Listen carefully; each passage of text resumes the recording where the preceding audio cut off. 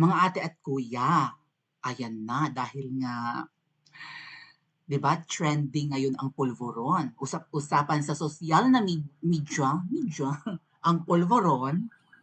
O di trending si VP Sara.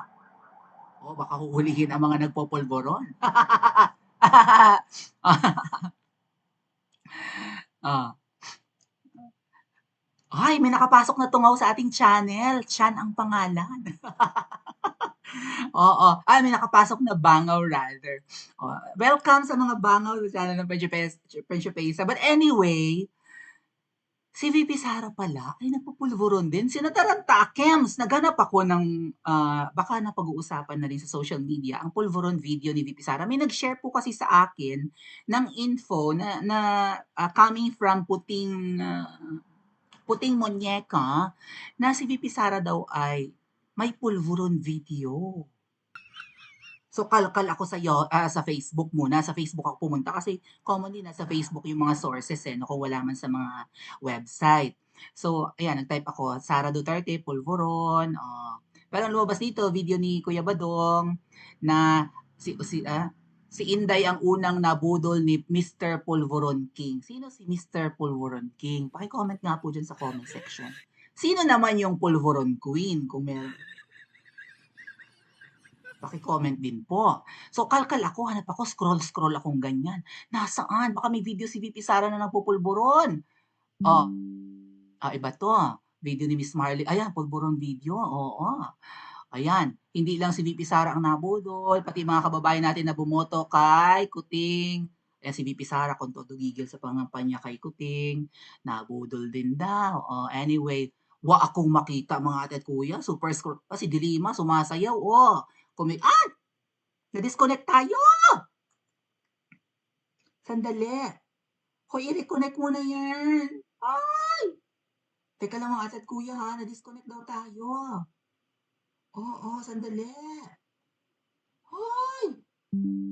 Okay na. Nako, na-disconnect tayo. May nananabotahe. Kasi usaping pulburon. Oo.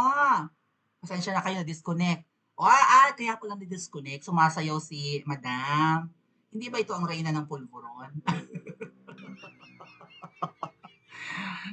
Macarena. Macarena. Kasabay na. Pulburon ng Macarena.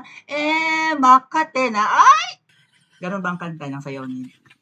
Nag-type ako ng pulburon. Sila ang lumabas. Ayan na yung bagong Pilipinas na bagoong Pilipinas.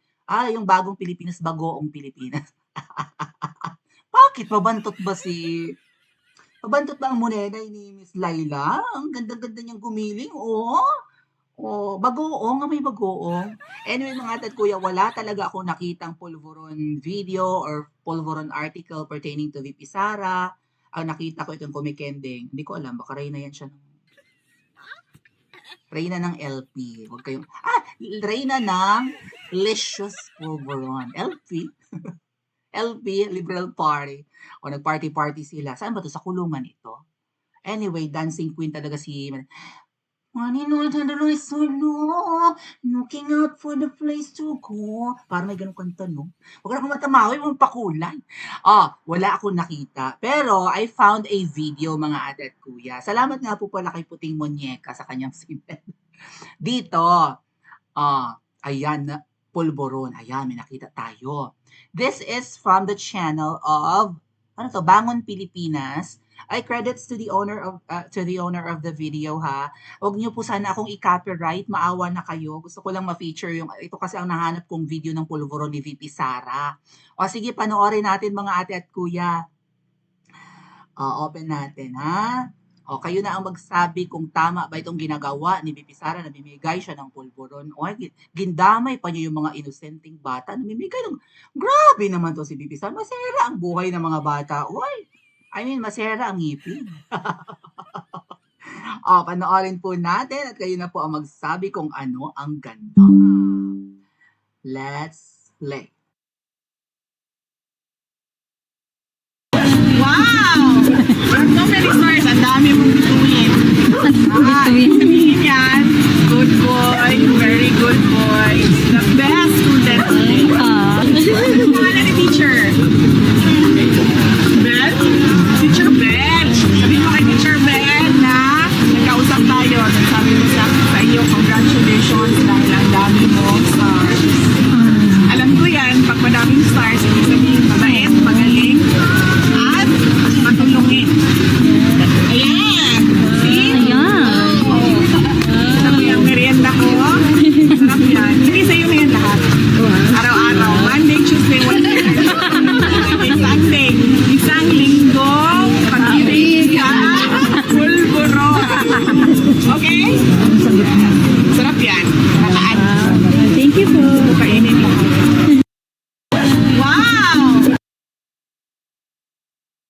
Okay. Literal naman palang pulbur.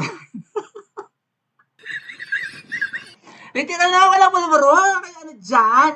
Pero, di ba, namigay ng pulburon sa bata. Siguro natutuwa lang siya, maraming stars yung bata. Magiliwin sa bata si VP Sara. Bagay nga sa kanya maging DepEd Secretary. 'Di ba? Magiliwin sa mga estudyante, sa mga learners natin. So sakto sa kanya yung trabaho, pero yeah, parang ang gusto ni VP Sara, alam niyo 'di ba? Gusto niya maging DND secretary, hahawakan niya yung mga men in uniform natin. Yun yung unang request niya. Tanyo, doon pa lang red flag na si Kuting eh. Ang request niya noon, kung sakali maging vice president siya at malamang bibigyan siya ng pwesto ni Kuting, maging DND secretary. Hindi binigay sa kanya. Nagsakripisyo si VP Sara, mga ate at kuya, hindi tumakbong pagkapangulo. Hindi sila naglaban ni Kuting. Simpleng request na ma-appoint sa DND, hindi niya binigay. Dahil daw ang rason niyan ay baka mag-aklas ang mga men in uniform. 'Di ba? Kung may gawin mang kabalbalan, ay kay VP Sara susunod ang mga naka-uniforme nating mga personnel. Kaya hindi binigay, DepEd na lang. Hindi na rin nakaangal si VP Sara. May mga anak siya din, 'di ba? May mga anak siya, mga estudyante rin yung mga nag-aaral din. Kaya magiliwin sa bata. Ngayon, ang pinagtataka ko lang, latest upload lang po kasi ito. Hindi ko alam kung kailan tong video, pero latest upload to ng Bangon Pilipinas. I think. Shout out po sa may-ari ng OEA. Bunal pala, Bunal Pilipinas. So, kung makikita nyo, latest upload, nandito nga sa kaliwa, and then yun yung second to the latest, yung kay Tatay Digong. Shoutout po, Bunal Pilipinas. Huwag nyo akong i-copyright, awa nyo na. Pero kung latest upload, baka bagong video. Also, yung gupit ni VP Sara dun sa actual video, parang recent lang, di ba? Hindi naman masyadong, hindi katulad ng bagong upo si VP Sara, maganda yung gupit niya nun eh. Tapos parang barbers pa ngayon likod. Tapos pa side. Sa video na nandito, um, hindi bagong gupit ang ating ayan, parang gulo-gulo ang hair. Di ba? Yung recent itsura ng buhok ni VP Sara, ganito eh. Ngayon ang tanong ko, ito ba ay nagkataon lang na may baon siyang pulveron and ayan, may mga na-meet siyang bata, baka nag-ikot sa mga schools and natuwa siya sa bata, wala siyang maibigay, nag-abot na lang siya ng kanyang merienda. Mahilig talaga palang magpulveron ng ating VP. Nagkataon lang ba na yun ang baon niya or sinadya niyang magbaon ng pulveron para anytime pwede niyang ipang-asar sa mga kilalang nagpupulveron. And when we say pulveron, lalo na yung Goldilocks, yung mamahalin, yung kokaina. Kasi 'di ba, kaya nga trending ang pulveron ngayon kasi meron daw tayong politiko na nagkokokaina. Sabi ni PRRD din, meron tayong tumatakbo last year pa, 'di ba? Hindi tayo nakinig kay Tatay Digong last year. Sabi niya, meron tayong kandidatong nagko-cocaine. Weak yan siya. Weak ang kanyang character. Sino tinutukoy ni PRRD? 'Di ba? So baka recent yung video, hindi ko alam kung sinadya ni VP Sara na magbaon ng pulveron, 'di ba? Baka nag-crave siya sa pulveron. Usap-usapan sa social media, bigla siya "Pabili nga ng pulveron." That's what I did few days ago, 'di ba? Nung nakakita ko ng pulveron sa counter ng isang convenience store, kasi 'di ba nasa counter yun minsan nakalagay dun malapit sa cashier eh. Dumampot akyam, sabi ko, "Na-miss ko ang pulveron sikat 'to ngayon Baka ganun din ang tumatakbo sa isip ni VP Sara. Or maybe, inaalas ka niya ang mga nagpupulveron? Inaasar niya? Baka may knowledge din si VP Sara sa mga taong ito na nagpupulveron. Baka mamaya meron din siyang copy ng video. Or maybe napanood na rin niya yung video. Mga ate at kuya, may mga nagmamaktol nga pala sa inyo na bakit daw si VP Sara ay nakipag-tandem pa kay Kuting. Gayong ang tatay niya last year pa lang alam na 'di ba? Nagpupulveron ang kung sino man. Sa tingin ko mga ate at kuya, hindi alam ni VP Sara na ganon si Meow Meow, si Kuting Meow Meow. Si PRRD, alam niya yon, 'di ba? Hindi lang alam niya pinapakialaman yung desisyon ng anak niya. Kaya siguro nag-resort si PRRD noon sa pagsasalita, 'di ba? Sa media or sa kanyang speech na merong kandidato last year na nagko-cocaine. Ay ayaw makinig ng anak niya eh. Kaya siguro nagka-gap yung mag-ama. And now I have a feeling na alam na ni VP Sara yung mga issues, allegations, baka nga napapanood itong mga video ni Miss Marlica. Kaya lang busy si VP Sara, maraming iniintindi. 'Di ba? Ang DepEd po kasi national 'yan. 'Di ba? Mula norte ng Pilipinas hanggang katimugan ng Mindanao. May mga schools, may mga schools particularly na under kay VP Sara. So, but anyway, kahit sa sobrang kabisihan ni VP Sara, ramdam naman siguro niya na nabudol din siya. Siya ang kauna-unahang nabudol bago tayo mga ate at kuya. Siya ang unang nabudol na umantong pa nga sa pagpapaubaya niya na tumakbo. Samantalang siya ang number 1 sa mga survey last year. Last year lang ba, 2021 pa? 2021 pa. Hindi pa sila nagpa-file ng candidacy. Number 1 na yan sa possible presidential candidate. Hindi nga lang talaga siya tumalon agad sa pwesto. Kasi siguro, ramdam niya, bata pa siya, no? Ngayon, again po, ang pulveron video ay yan. Hindi yung sumisinghot or what. Nagsasnort-snort. At saka pangita sa mukha ni VP Sara. Kahit na hindi maayos ang gupit, hindi tabingi ang mukha niya.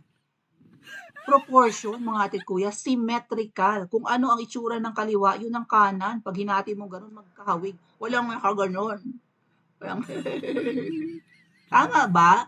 Isa yun sa manifestation ng pulveron eh. So, sino ang totoong nagpupulveron? Paki-comment nga po sa comment section at mag-like and subscribe din po kayo.